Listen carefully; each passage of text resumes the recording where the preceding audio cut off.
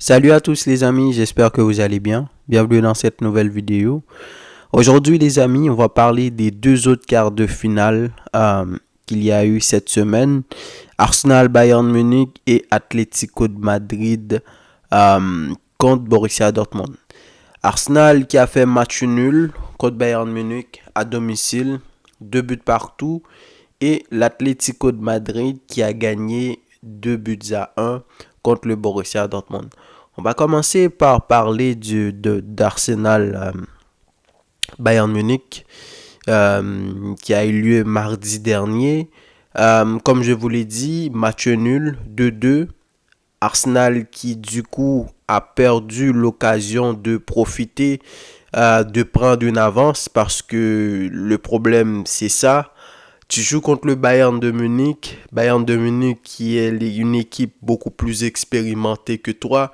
C'est vrai que si on prend l'euphorie du moment, Arsenal est l'une des meilleures équipes en Europe actuellement. Je pense si on essaie de faire un top 5 des meilleures équipes en Europe, je pense qu'Arsenal est clairement là-dessus avec ce qu'ils font en championnat. D'ailleurs, ils sont premiers en Première Ligue quand tu penses qu'il y a Manchester City et Liverpool qui fait une véritable saison. Je n'ai pas le classement, mais je pense qu'ils ont la même quantité de points que Liverpool et peut-être un point en plus de Manchester City.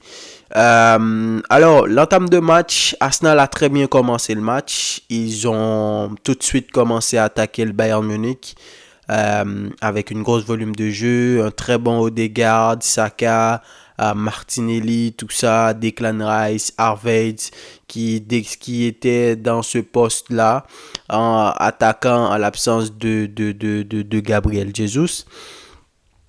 Mais c'était une domination quand même un peu stérile. C'est vrai qu'il y a eu des tirs, mais Tuchel a mis son équipe. Le plan était clair. C'était de défendre avant tout, d'éviter l'entame de match euphorique d'Arsenal et surtout pour opérer en contre. Mais là où Arsenal a, comment dire, la meilleure chose qui est arrivée à Arsenal, c'est qu'ils ont réussi à marquer très tôt dans le match, 11e minute de jeu, c'est une très bonne passe de Martin Odegaard. Balle perdue, récupération de Harvey qui donne tout de suite la passe à Saka et du coup qui marque. Donc à ce moment-là, la donne a changé. Oui, Bayern était là pour défendre, pour essayer d'opérer en contre-attaque. Mais là, non seulement Arsenal était en train de dominer le Bayern, mais surtout, ils ont réussi à trouver la brèche et à marquer un but. Mais malheureusement pour Arsenal, autant qu'ils ont très bien commencé le match, mais autant aussi ils se sont vendus tout seuls. Ils se sont vendus tout seuls sur une action sur un long ballon. Raya qui est sorti, je sais pas pourquoi il est sorti, c'est un gardien, on sait qu'il joue très haut dans sa surface de réparation, mais je me dis, t'avais déjà Gabriel qui était là, donc c'est pas comme si ils avaient fait une passe dans le dos de la défense et toi t'étais obligé de sortir pour dégager, donc très mauvais jugement de sa part. Du coup, Gabriel qui a récupéré le ballon dans ce genre d'action-là, t'es obligé de, quand tu reçois ce genre de ballon-là, vu le pressing de l'adversaire, tu es obligé de remettre la balle à ton gardien pour recommencer à attaquer de l'arrière. Mais malheureusement, vu que Gaïa était beaucoup trop haut, Gabriel a dû se retourner sur le même pour essayer de remettre la balle en jeu. Une mauvaise passe récupérée par Leroy Sané qui fait une très belle passe dans le dos de la défense pour Goretzka et qui lui a fait la passe pour Gnabry qui a jailli dans la défense et qui a marqué son but. Donc première réaction pour le Bayern de Munich, ils ont concrétisé leur action, c'était ça le plan, d'opérer en contre-attaque et surtout d'être efficace. Quelques minutes après, encore une action compliquée où la défense d'Arsenal a été à la ramasse. Le gars là qui a joué latéral gauche, je me rappelle pas de son nom. Est-ce que c'est celui qui a commencé là? Est-ce que c'est Kior? Un truc comme ça. Lui, il s'est fait manger pendant toute la première période par Leroy Sané. Le deuxième but, autant que Sané a fait une passe dans le dos de la défense qui amène à l'avant-dernière passe qui mène au but de Gnabry, autant que Leroy Sané, il contrôle un ballon, il réussit à tourner sur le latéral gauche, il rentre et là, il a fendu la défense d'Arsenal en deux. Et ça, je me dis, quand je vois Gabriel, tu vois Saliba, tu vois qui encore, il y avait Jorginho, il y avait le dernier gars qui avait, c'était quoi, Ben White, même si je me dis, Saliba, il a vu que Gabriel a hésité pour ne pas prendre le pied de Leroy Sané, mais lui, il est allé et il a fait faute et penalty très bien transformé par Harry Kane et du coup 2-1 dès les 30e minutes de jeu. Ensuite, ça a été compliqué. Première mi-temps, 2 buts à 1 pour Bayern de Munich. Un Bayern de Munich qui a continué à jouer son jeu, qui a laissé le monopole du ballon à Arsenal et eux, ils opéraient en contre-attaque. En deuxième mi-temps, c'était à peu près pareil. Bayern aurait pu marquer quelques autres buts. Comme je vous l'ai dit, leurs attaques ont été beaucoup plus tranchants qu'Arsenal. Mais après, Arteta a fait deux changements qui a quand même changé le match. La montée de Gabriel Jesus et la montée de Leandro Trossard. Je peux dire que c'est un changement payant parce que le but de l'égalisation dès les 75e minutes de jeu, c'est une très belle action de Jesus. Jesus qui a fait une feinte de corps, qui a donné la passe ensuite à Trossard qui a marqué 2 buts partout. Donc ça t'amène à penser que c'était ça aussi un peu le problème de cette équipe d'Arsenal là. C'est que non seulement ils n'ont pas beaucoup d'expérience, c'est une très jeune équipe. C'est la première fois qu'ils sont au quart de finale. La plupart de tous ces joueurs là, ça fait plus de 7 ans qu'Arsenal n'a pas joué en Ligue des Champions. Et ça fait peut-être près de 13 à 14 ans qu'ils n'ont pas été dans ces phases-là de cette compétition-là. Mais on sent que Gabriel Jesus, sa montée, Arsenal avait besoin d'un numéro 9 comme le Bayern l'a eu. Et je ne sais pas si vous avez remarqué le match d'Harry Kane, même s'il a marqué sur penalty, mais dans les phases de transition, il a été excellent. À chaque fois qu'il avait la balle, il jouait en 1-2, que ce soit avec Musiala ou Goretzka. Et il arrivait à faire des passes aussi sur le côté, que ce soit pour Gnabry ou Leroy Sané, ce qui lui permettait de se projeter en attaque. Alors, je pense qu'Arsenal a besoin de vrais numéro 9. Je ne vois pas Gabriel Jesus comme le vrai numéro 9 de cette équipe-là pour les emmener loin dans une compétition comme la Ligue des Champions et surtout même en Angleterre. Mais on sent qu'avec sa montée, lui, il arrive à faire cette différence-là parce qu'il est très technique, Gabriel Jesus. Il sait comment faire des appels, il se positionne, il est capable de jouer sur toute la partie avant de l'attaque. Il est capable de jouer à droite, au milieu et revenir chercher les ballons. Donc, sa montée a été excellente. Ensuite, Bayern a failli marquer un but après la montée de Coman. Heureusement pour Arsenal, c'était sur le poteau. La balle est passée entre les jambes de Gaïa et de Raya et est allée sur le poteau. Et en fin de match, Saka, qui avait l'occasion de marquer le but de la victoire, il a niaisé sur cette action-là. Alors, je ne sais pas, est-ce que c'est parce qu'il a senti que son contrôle était mauvais, donc du coup, il a essayé d'aller chercher un penalty qui n'en était pas un. Mais sa réception, la façon dont il allait avec la balle, moi je pensais qu'il allait marquer tout simplement.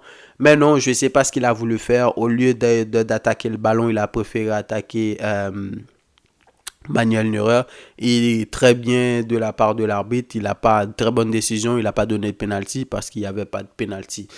Donc là, va falloir être costaud pour aller à l'Allianz Arena pour gagner le Bayern Munich. Je pense que là maintenant, c'était à domicile qu'il fallait au moins gagner aujourd'hui. Ils ne l'ont pas fait. Ça reste encore ouvert. Beaucoup de matchs de quart de finale sont terminés. Real Madrid a fait la même chose, ça a été 3-3 à domicile. Mais Bayern Munich, peu importe la forme qu'ils ont à l'Allianz Arena, ça va être compliqué. Il va falloir avoir un Arsenal beaucoup plus direct, beaucoup plus clinique, beaucoup plus lucide. Je pense que quelqu'un comme Gabriel Jesus doit commencer le prochain match. Martinelli, tout ça, il n'a pas été si bon que ça. Faut dire qu'aussi que les latéraux du Bayern, ils ont fait un très bon match, que ça soit Alphonso Davies sur le côté. Après le but de Saka, il l'a complètement géré en 1 contre 1, il a pris l'ascendant sur lui. Et de l'autre côté, Kimmich avec Martinelli, ce duel-là, la plupart du temps, Kimmich l'a remporté. Il faut compter aussi sur Goretzka qui revenait de temps en temps, Eric Dyer, tout ça, Martin Delic. En défense, Bayern a été quand même très bon et ça aussi a compliqué la tâche à cette équipe d'Arsenal là. Donc très hâte de voir ce qui va se passer mercredi prochain, mais c'est un match qui reste ouvert. N'empêche que Arsenal a perdu quand même des points. Quand tu es chez toi dans ces phases-là de cette compétition-là, tu es censé gagner. Deuxième, l'autre quart de finale, c'était l'Atlético de Madrid qui recevait Borussia Dortmund, victoire 2-1. L'Atlético de Madrid qui est quand même la seule équipe à domicile à avoir gagné dans cette phase de quart de finale là.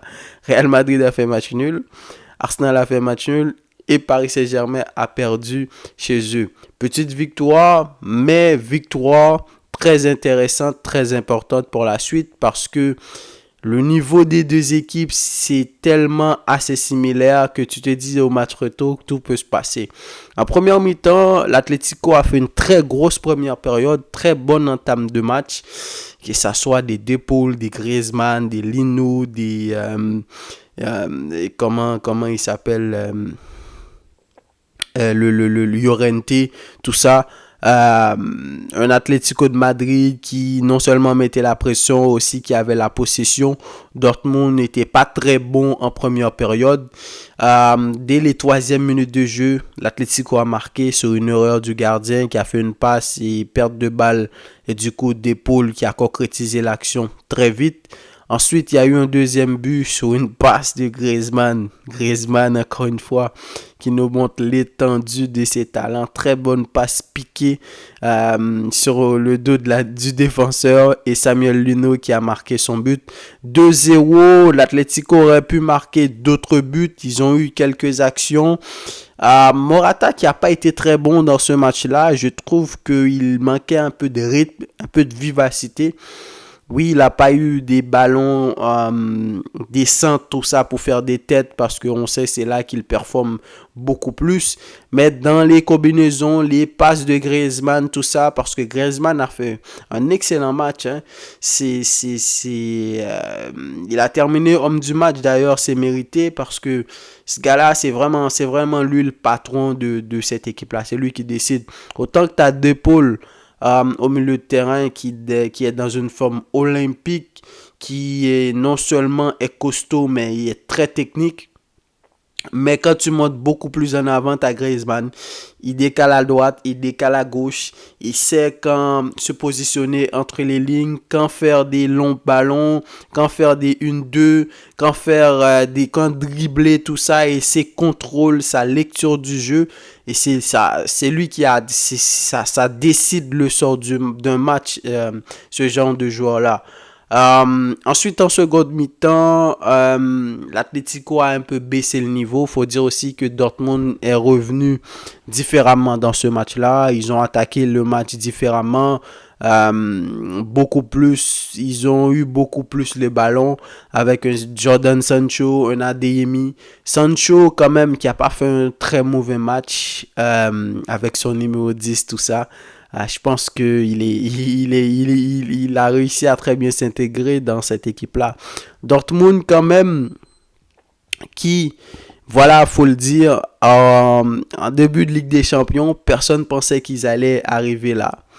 Et maintenant, ils y sont, surtout dans le groupe dans lequel ils étaient. Quand tu rentres dans un groupe où tu as le Paris Saint-Germain, t'as le Milan AC, Newcastle qui avait fait une excellente saison l'année dernière. Donc, c'est vrai que Dortmund, ils n'étaient pas si pires que ça parce que jusqu'à la dernière journée, Bayern leur avait offert le titre de champion du championnat sur un plateau. Ils n'en ont pas profité. Malheureusement, ils n'ont pas gagné leur dernier match et Bayern a gagné. Du coup, Bayern a gagné le championnat. Mais quand même, cette équipe de Dortmund-là, franchement, ils m'ont épaté. Ils ont perdu un premier match contre le Paris Saint-Germain 2-0 et ensuite, ils n'ont plus jamais perdu. Et voilà. Donc, il a fallu attendre les 80e minutes de jeu, je pense, c'est dans les 80e minutes de jeu, sur une erreur sur un ballon centré, le défenseur qui a essayé de dégager et à l'heure en deux temps qui s'est retourné, qui a marqué son but.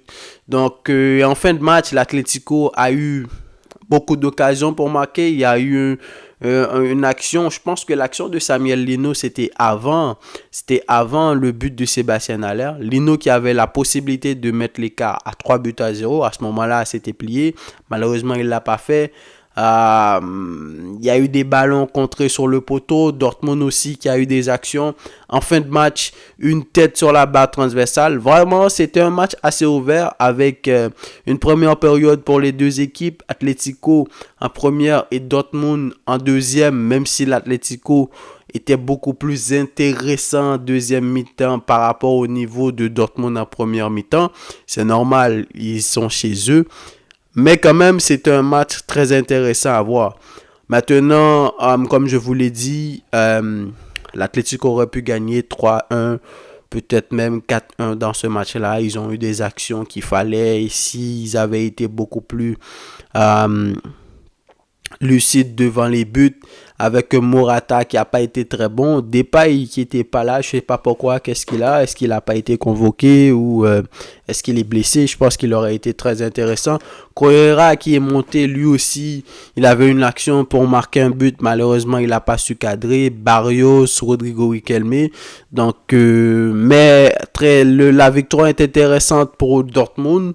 Parce que là, maintenant, chez eux, ils n'ont qu'à marquer un but et ça pourrait aller en prolongation. Pourquoi pas peut-être gagner contre cette équipe de l'Atlético? Parce que Dortmund, comme je vous l'ai dit, ils ont une très belle équipe quand même. Quand je regarde, le gardien, il a fait un excellent match. T'as Hummels en défense centrale. T'as Sabitzer. T'as Emre Can. T'as Sancho, t'as Adeyemi qui, quand même, c'est un joueur très intéressant. Je l'avais vu contre le Paris Saint-Germain. Cette ligne d'attaque là avec Adeyemi et Sancho qui permettent de temps en temps, parfois tu vois Sancho à droite, parfois tu le vois à gauche, Adeyemi pareil. Ça c'est excellent pour les transitions rapides, tout ça. Donc voilà. L'Atlético a gagné, ils ne sont pas encore tirés d'affaire. Faut faire attention à cette équipe de Dortmund au match retour qui va se jouer mardi prochain. Et là, à ce moment-là, on saura quels sont les qualifiés pour les semi-finales. Donc, c'est tout pour la vidéo, les amis. Très grosse semaine de Ligue des Champions. 4 matchs excellents. Real Madrid, 3 buts partout contre City. Barça qui a gagné contre le Paris Saint-Germain. Arsenal qui a fait match nul, 2 buts partout. Et l'Atlético de Madrid qui a gagné 2-1. Si on compte sur les 4 matchs, il y a eu 18 buts en 4 matchs. C'est énorme. Les gardiens, cette semaine, qui n'ont pas été à l'œuvre, au moins au minimum, ils ont encaissé 2 buts. Il n'y a que Oblak qui a encaissé un but. Sinon, tous les autres gardiens, ils ont encaissé Lunin, 3 buts. Ortega, 3 buts. Raya, 2 buts. Neuer, 2 buts. Et le gardien de Donnarumma, 3 buts. Ter Stegen, 2 buts. Comment il s'appelle? Est-ce que le gardien de Dortmund a encaissé 2 buts? Donc voilà, les attaquants ont été à l'honneur cette semaine. Beaucoup de buts. Des matchs à haute intensité très intéressants. Quart de finale très équilibré sur le papier et qui s'est conclu sur le terrain. Donc, très hâte de voir ce qui va se passer la semaine prochaine. Et bien sûr, on sera là. Les équipes qui ont reçu qui ont été à domicile cette semaine n'ont pas vraiment été à la hauteur, sauf l'Atlético de Madrid qui a gagné 2-1. Real, Arsenal, Paris, tout ça, ils n'ont pas su gagner. J'espère que la donne changera la semaine prochaine parce qu'il y a une équipe qui va recevoir l'équipe que vous connaissez et il doit gagner ou au minimum faire match nul pour se qualifier. C'est tout pour la vidéo les amis, donnez-moi vos avis dans les commentaires. Dites-moi qu'est-ce que vous en avez pensé, si vous avez pu regarder ces matchs-là. Arsenal, Bayern et Atlético de Madrid, Borussia Dortmund. Laissez-moi vos avis dans les commentaires et je vous dis à la prochaine pour une nouvelle vidéo. Salut!